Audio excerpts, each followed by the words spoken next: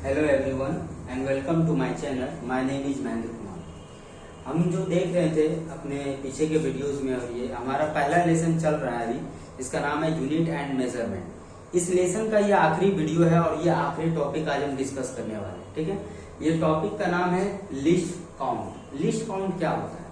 तो जब हम किसी इंस्ट्रूमेंट का यूज करते हैं तो उस इंस्ट्रूमेंट की एक कैपेसिटी होती है, मतलब कि वो एक वैल्यू है जहां तक वो मेजर कर सकता है। वो मिनिमम वैल्यू जो एक इंस्ट्रूमेंट मेजर कर सकता है वो उसका लिस्ट काउंट कहलाता है। The smallest value measure by the instrument is called list count of the instrument. Instrument जो भी हम यूज कर रहे हैं, अगर कोई इंस्ट्रूमेंट यूज कर रहे हैं उससे हम मिनिमम सेंटीमीटर तक मेजर कर सकते हैं तो हम कहेंगे कि इसका जो लिस्ट काउंट है दैट इज द 1 सेंटीमीटर। अगर मिलीमीटर तक मेजर कर सकते हैं तो 1 मिलीमीटर। तो वो डिपेंड करता है, अलग अलग इंस्ट्रूमेंट का अलग अलग होता है। यहाँ पर हम देखेंगे वर्नियर कैलिपर। ठीक है, तो खैर वर्नियर कैलिपर देखने से पहले कुछ और बातें। लिस्ट काउंट के कुछ कैरेक्टरिस्टिक्स होते हैं। पहला कैरेक्टरिस्टिक क्या है कि अगर एक इंस्ट्रूमेंट का यूज करके आप मेजर कर रहे हैं और उसका लिस्ट काउंट मिलीमीटर है तो मिलीमीटर तक आप जो भी वैल्यू मेजर करेंगे दैट इज गुड।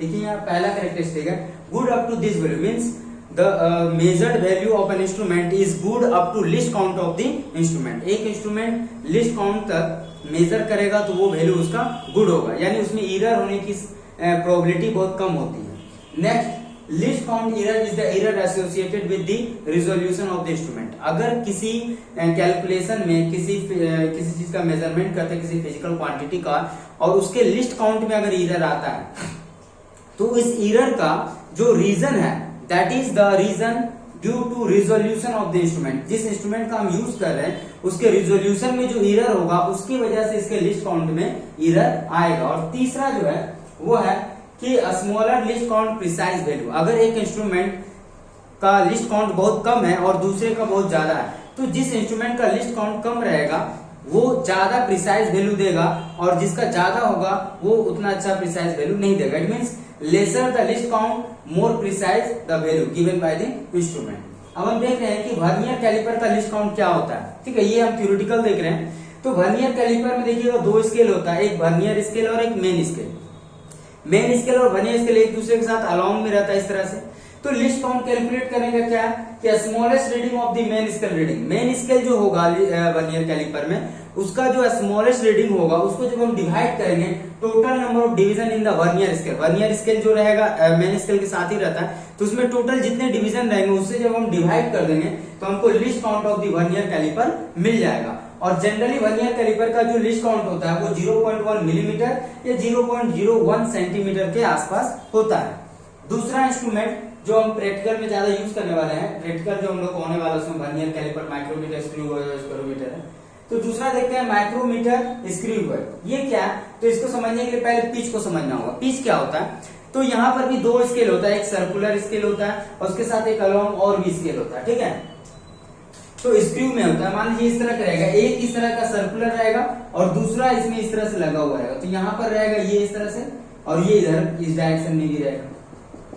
ठीक है, एक तो वो सर्कुलर स्केल हो गया जो गोल करके और एक उसमें वो लंबा करके रहेगा। तो वहां पर सर्कुलर स्केल में आपको समझना है कि जब वहां पर रोटेशन करने का रहेगा, अगर वन रोटेशन कंप्लीट अगर आप करते हैं तो स्क्रू जितना फॉरवर्ड आगे की ओर जाता है दैट इज द पिच। वो उसका क्या कहलाएगा? पिच। पिच देखिए क्या, in one rotation screw moves forward. एक बार हम रोटेट करते हैं तो स्क्रू जितना फॉरवर्ड आगे की ओर मूव करेगा through a distance equal to pitch, वो उस इंस्ट्रूमेंट का, या यूं कहें कि स्क्रू गेज का वो पिच कहलाएगा। और लिस्ट काउंट कैसे कैलकुलेट करेंगे? तो पिच ऑफ द स्क्रू, जो उसका पिच आया उससे डिवाइड कर देंगे number of the circular scale division. इस सर्कुलर स्केल में जितना डिवीजन है उससे डिवाइड करेंगे इसके पिच से। और पिच कैसे निकलेगा? तो एक बार कंप्लीट रोटेट करेंगे तो जितना वो आगे गया फॉरवर्ड आगे की ओर वो उसका पिच कहलाएगा। तो ये इस तरह से हम स्क्रू मीटर का निकाल सकते हैं, स्क्रू गॉज का निकाल सकते हैं। और तीसरा जो है स्पैरोमीटर, स्पैरोमीटर का भी पिच उसी तरह से हम कैलकुलेट कर लेंगे। और उस पिच को जब हम number of division on head scale, यहाँ पर एक हेड स्केल होता है और पिच, इन दोनों से जब डिवाइड कर दीजिए पिच को हेड स्केल से, आपको स्पैरोमीटर का मिल जाएगा। जब ये इंस्ट्रूमेंट आपके हाथ में रहेगा तो आपको ऑटोमेटिक पता चलेगा कि मेन स्केल कौन है, वर्नियर स्केल कौन है, सर्कुलर स्केल कौन है। वो वहां से देख करके आपको ऑटोमेटिक समझ में आएगा और उसमें नंबर ऑफ डिवीजन आपको गिन लेना है और फिर ये आप कैलकुलेट कर सकते हैं। तो ये था लिस्ट काउंट। जो दूसरा टॉपिक है हमारा, ठीक है, उसका नाम है range of the instrument. Range क्या होता है इसको समझ लेते हैं, बस खत्म हो जाएगा। तो इसको समझते हैं, रेंज ऑफ द इंस्ट्रूमेंट हमारा आखिरी टॉपिक है।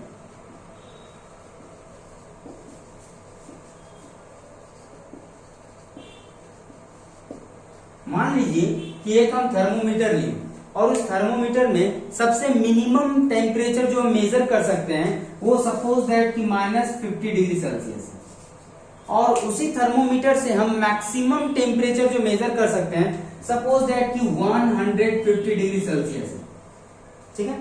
तो यहां पर जो थर्मामीटर हम लिए हैं थर्मोमीटर, उससे मिनिमम ये मेजर कर सकते हैं, मैक्सिमम ये मेजर कर सकते हैं।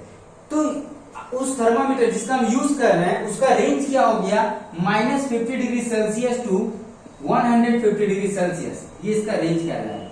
यानी कि रेंज ऑफ द इंस्ट्रूमेंट क्या कर सकते हैं, lowest and highest value of the highest value can be measured by the instrument. एक इंस्ट्रूमेंट से जो लोएस्ट और हाईएस्ट वैल्यू जो मेजर कर सकते हैं वो उस इंस्ट्रूमेंट का क्या कहलाएगा, रेंज कहलाएगा।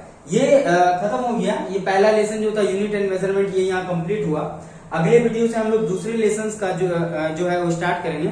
इसका नाम है जनरल प्रॉपर्टीज ऑफ मैटर, और उसमें 3 यूनिट है, सरफेस टेंशन, इलास्टिसिटी और विस्कोसिटी। तो उसमें पार्ट बाय पार्ट स्टार्ट करेंगे। Thanks for the watching.